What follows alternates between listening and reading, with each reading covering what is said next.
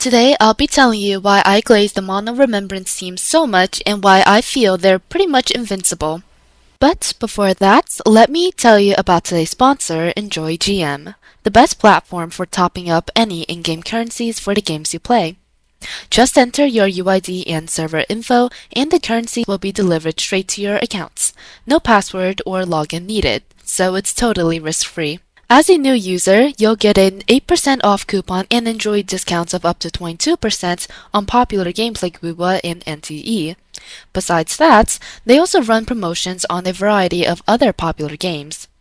The best part is, you can still claim top-up bonuses and everything that you can usually claim in-game from topping up on Enjoy GM. They are even PCI DSS certified, meaning every payment is encrypted and meets the highest global benchmark. I'm not even being biased here, the Trustpilot review speaks for themselves. So, what are you waiting for? Click on the link in the description and save big while supporting my channel. Anyways, the main issue is because they're the team that managed to break the concept of gacha games itself. In gacha games, you would think that power creep is inevitable and the environment decides everything, but this is not the case for Monorem at all. Monorem is the only team that can break the chains that bind other teams in the gacha scene as a whole. I did say that using the cost system to judge them is completely delusional due to the nature of their vertical investments, and that got proven right with 4.x with their performance against newer comps. In neutral conditions, 16 cost rem is unbeatable. With severe anti-shill against severe shilling, you might need up to 24 cost with 2 E6s, but that's the point where even the most hostile of environments cannot close the gap between it and other teams. This is proof that Remembrance can straight up defeat the environment.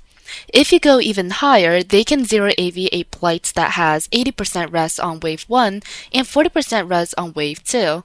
But let's stick to 24 for now because there's a guy named ISO in my server that actually has over 20 costs invested in rem as a true F2P player who saved from 3.0. This guy is an example of Monorem's potential for F2P.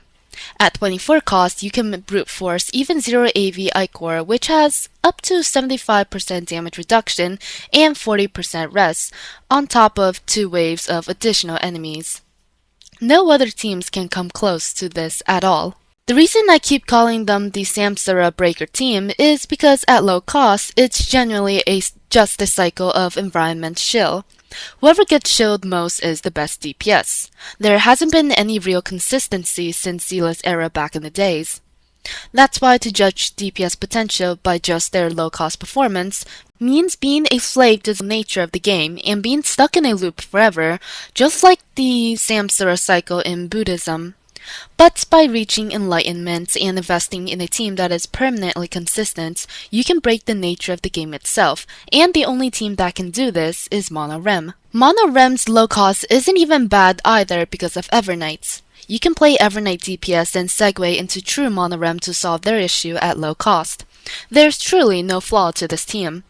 If you're worried about 3 teams endgame and only having 1 team at 20 plus cost, then you can split Monorem in half with Casters, Hyacinth, and Evernight Siren, with your 3rd team consisting of all the free 5 stars you get from Hoyoverse, which is soon to be a whole-ass E1 archer with Sparkle, and a bunch of golden companion spirits for you to spend on whatever you want.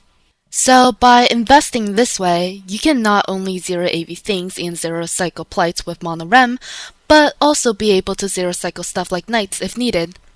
So, as you can see, there's no weakness to this team at all, not to low cost and not to multi-team content.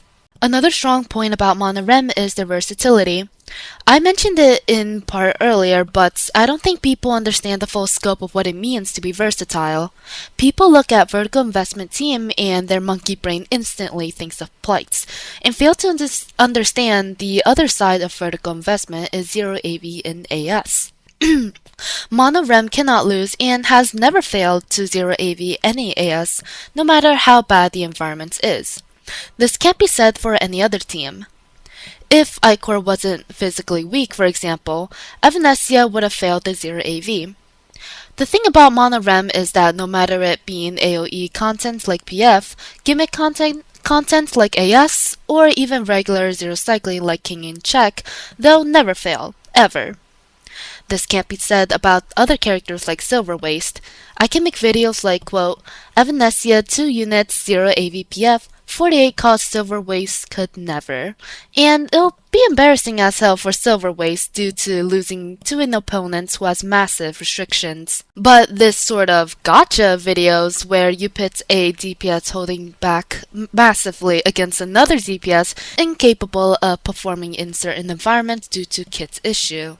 In this case, zero AVing can never apply to Monorem. They can never be caught losing to a competitor who has restrictions like being blindfolded, sick, tired, and paralyzed. But honestly, no good DPS can be caught losing to another DPS with that many restrictions, except like 3 in this game, so that's not a good talking point. But what I'm saying is, Monorem cannot be caught losing in general, much less to restricted competitors. If people don't believe in Monorem's longevity, even from the legacy aspect, they're already beating Zila, the previous queen of legacies. 1.0 to 2.4 is 11 patches. Casters has been the strongest since 3.2 and won't be surpassed next patch, making it bare minimum 12 patches. So even from a legacy aspect, Monorem has already won, meaning if you vertical in Monorem, there's literally zero aspect where they haven't already won in. They're unbeatable tier Calamity team. And these reasons are why I'll always glaze Monorem, and I'll see you in the next one.